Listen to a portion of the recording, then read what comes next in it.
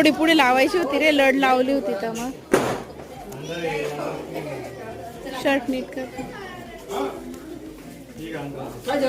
जाते का काय माहिती.